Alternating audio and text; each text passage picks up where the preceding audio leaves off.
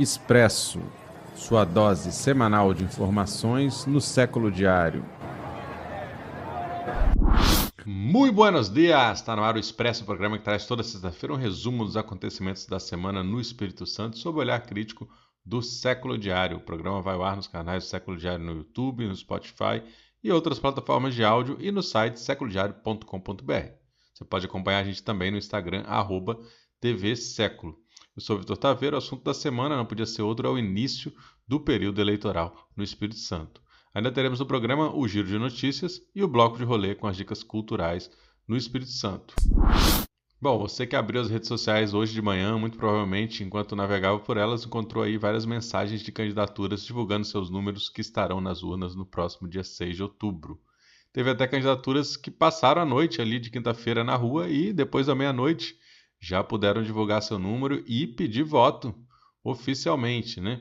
Começou, enfim, né, nessa sexta-feira, então, o período oficial de campanha eleitoral em 2024, quando o Brasil inteiro vai às urnas para eleger prefeitos, vice-prefeitos e vereadores que tomarão posse em 2025 para mandatos de 4 anos.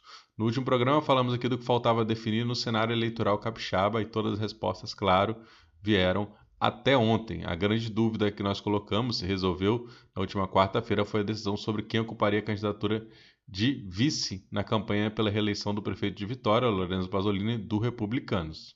Venceu a empresária Cris Samorini, consolidando aí a expectativa de que o posto ficasse com o PP, partido aliado, reforçando a aliança também empresarial da candidatura, já que a Cris tem uma trajetória aí no meio empresarial e ainda, né, constando como uma mulher para compor a chapa, né, um homem e uma mulher, como muitas outras candidaturas fizeram. Outra dúvida que ainda estava pendente era para onde ia o apoio do PSD em Vitória depois da desistência da pré-candidatura do deputado estadual Fabrício Gandini, que estava compondo ali um grupo que optou pela candidatura do Luiz Paulo Veloso Lucas, do PSDB, então vários partidos estavam nessa frente, mas acabou se consolidando o cenário que vinha se desenhando, que a gente vinha acompanhando no noticiário, e o PSD se desvinculou desse grupo de partidos e pulou para o barco do atual prefeito Lorenzo Pasolini, uma manobra aí comandada pelo presidente estadual do PSD e candidato em Colatina, o Renzo Vasconcelos. Na Serra, como tínhamos adiantado, confirmou-se a delegada Gracimere Gaviorno, do MDB, como vice do Everson Meirelles, do PDT, que é o candidato do atual prefeito Sérgio Vidigal. Já o Pablo Muribeca, candidato republicano, que também estava pendente de escolher a vice, indicou a pastora evangélica Magda Borges, do mesmo partido, né, que vai compor essa chapa. São escolhas estratégicas que ajudam também a entender o tom, né, que as campanhas podem ter. Nessa semana, o Roberto Junquilho, repórter do Século Diário, entrevistou alguns dos marqueteiros à frente das principais campanhas em Vitória.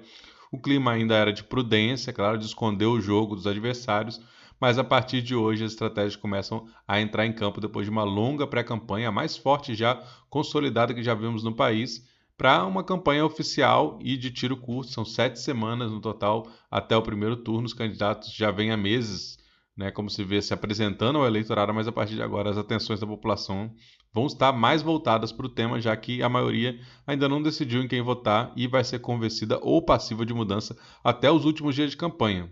Nas primeiras semanas deve persistir um tom de apresentação dos candidatos aos eleitores, especialmente aqueles que ainda não são tão conhecidos, né, que não tiveram um mandato, por exemplo, no executivo. Logo vão começar a aparecer as propostas, né, das candidaturas que estão contidas nos planos de governo, que vão ser disponibilizadas também aí para a sociedade. Mas ao longo do tempo, durante as eleições, especialmente no executivo, certamente os ataques aos adversários são esperados, especialmente contra aqueles que estejam liderando as pesquisas, né? Todo mundo quer ganhar ou quer passar para o segundo turno. A propaganda eleitoral gratuita em rádio e TV começa só a partir de 30 de agosto, vai até o dia 3 de outubro, sendo ainda espaço de grande relevância na campanha junto com a transmissão dos debates, né, ao vivo por meios de comunicação.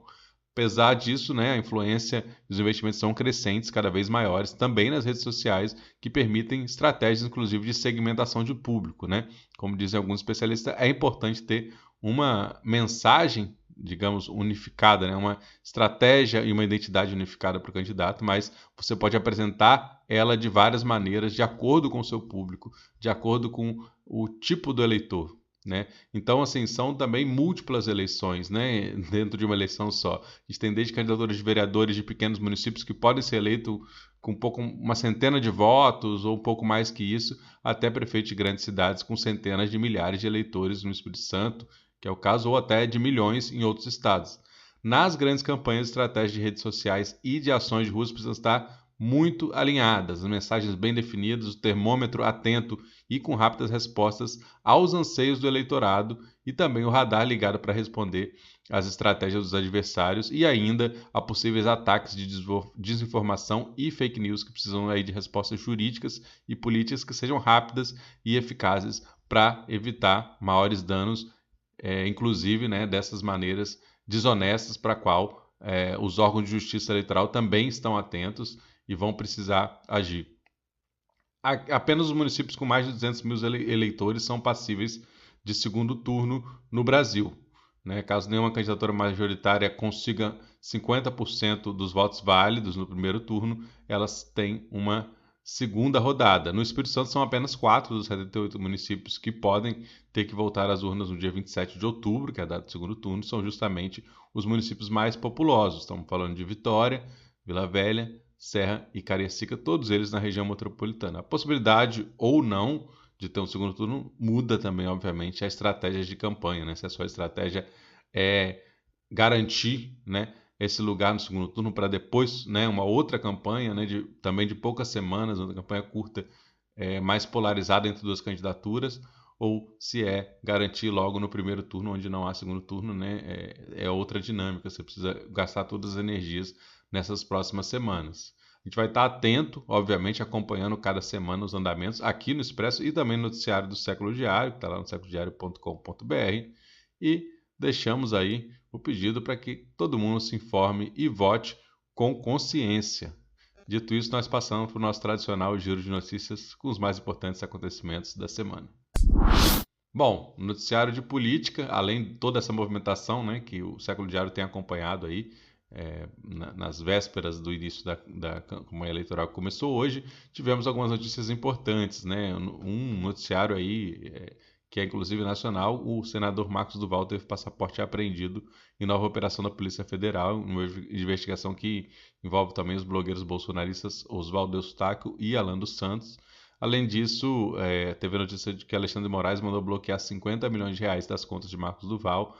O Instagram do senador também voltou a ser bloqueado apenas 3 meses depois dele retomar as redes sociais. Outra notícia da semana importante é que Ricas sai da Secretaria de Segurança 5 meses após assumir o cargo. O delegado Eugênio Ricas da Polícia Federal vai ocupar uma assessoria na Interpol, né, que é a Polícia Internacional lá na Europa. Ele vai estar trabalhando, e o Leonardo Damasceno, que está aí assumindo esse cargo, né, deixado pelo Ricas. Notícia também que o professor juiz do TRE é mais um candidato à vaga de desembargador. O Século Diário vem acompanhando as movimentações intensas no judiciário nas últimas semanas. A lista final de candidatos a essa vaga de desembargador vai ser divulgada pela OAB na próxima segunda-feira, dia 19 de agosto. Falando aí dos movimentos sociais, temos muitas notícias também importantes. 40 famílias ocupam área do governo do estado em São José do Calçado, lá no sul do Espírito Santo. O Marco Carolino, dirigente do MST, afirma que o movimento irá pleitear a área para o INCRA e a gestão estadual para que seja feita a reforma agrária e destinado esse local a assentamento. Também temos que o sindicato organiza protesto no Palácio Anchieta por direito à insalubridade. Trabalhadores temem perder o benefício após o STF definir que o governo não é obrigado ao pagamento. Então essa questão aí está em pauta, está em discussão e está sendo mobilizada por trabalhadores. Outra informação é que trabalhadores do asseio e conservação entram em greve no próximo dia 30. Os terceirizados que prestam serviço ao governo do estado temem não receber insalubridade. Então foi aí manifestação e aí uma mobilização de greve nesse setor. Estudantes protestam contra bloqueio do orçamento na educação. O ato aconteceu na quarta-feira, saiu do Teatro Universitário da UFS até a Petrobras em Vitória. Na cultura, Encontro Nacional de Folia de Reis de Muqui fica sem verba em 2024. A prefeitura afirma que recursos da Lei de Incentivo à Cultura acabaram. O evento, que é muito tradicional e muito importante, reúne dezenas de grupos de cultura popular, estava previsto para esse mês, né, em comemoração ao Dia do Folclore, mas até agora sem previsão de acontecer. Outra reportagem, ilustradora capixaba conquista prêmios e clientes pelo mundo. Você pode conhecer melhor a trajetória da Amanda Lobos, que aos 25 anos já fez trabalhos para empresas como Google, McDonald's e Adidas. Tudo isso está lá no séculodiario.com.br.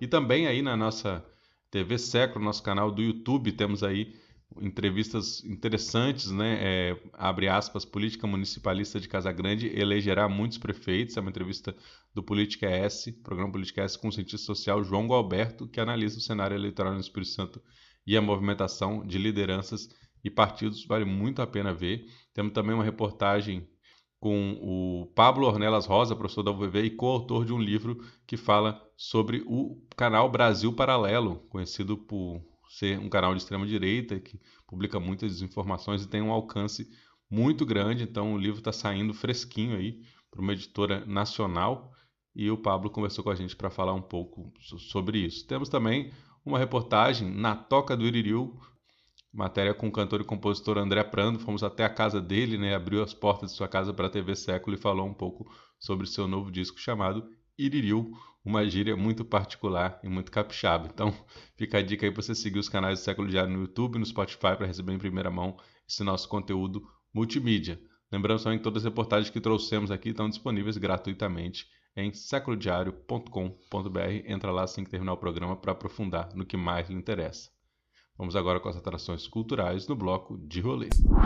Nesta sexta-feira acontece no campus da UFS em Goiabeiras o primeiro encontro LGBTQI+, capoeira no Espírito Santo. Entre as convidadas estão Puma Camilê, uma multiartista que mistura capoeira e vogue, a Quântica, artista multidisciplinar integrante do coletivo Capoeira para Todes, e Pilsen Calia, capoeirista, bióloga e fotógrafa.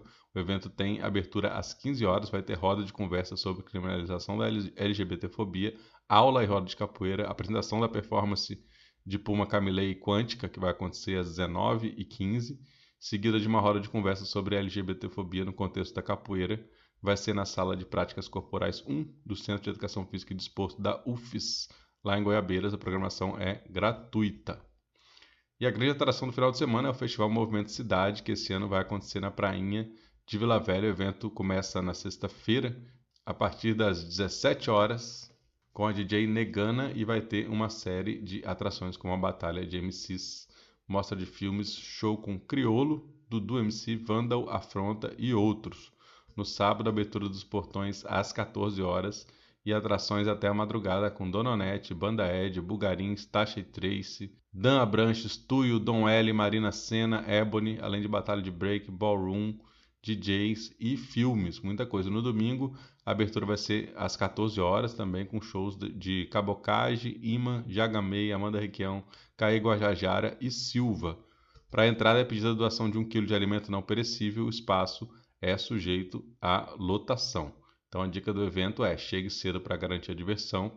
No site movimentocidade.com e no Instagram movimento.cidade você encontra informações sobre o que pode e o que não pode levar para evento, o que você pode entrar e tudo mais.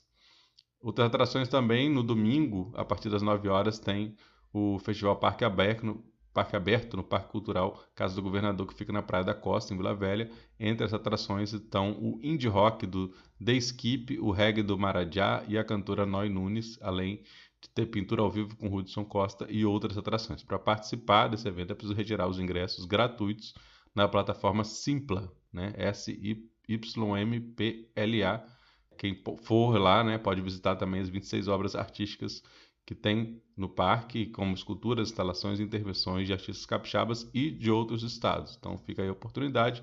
Também no domingo, do outro lado de Vila Velha, na Barra do Jucu, acontece o 4º encontro do folclore, com cortejo pelas ruas e presença de nada menos que 15 grupos populares e tradicionais capixabas, como bandas de congo, grupos de jongo, folia de reis, boi pintadinho, e também o bloco da vaquinha, mulinha e mascarados, e a presença dos bonecos gigantes com a batucada surpresa. Isso aí é tradição da Barra do Jucu. O encontro começa de manhã, 10h30, com a recepção dos grupos na escola Tufnader, seguido do almoço comunitário. A partir da 1 da tarde tem troca de saberes entre os grupos lá na escola também, Tufnader, e às 3 da tarde sai o cortejo pelas ruas da Barra do Jucu. Vai aí até o final da tarde, você pode acompanhar essa linda manifestação da cultura popular.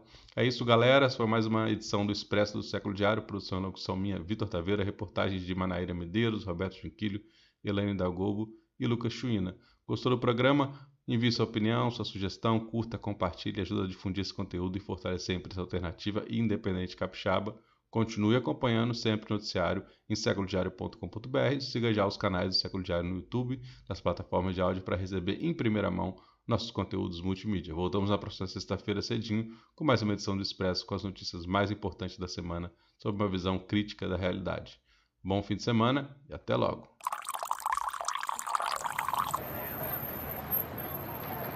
Expresso, sua dose semanal de informações no Século Diário.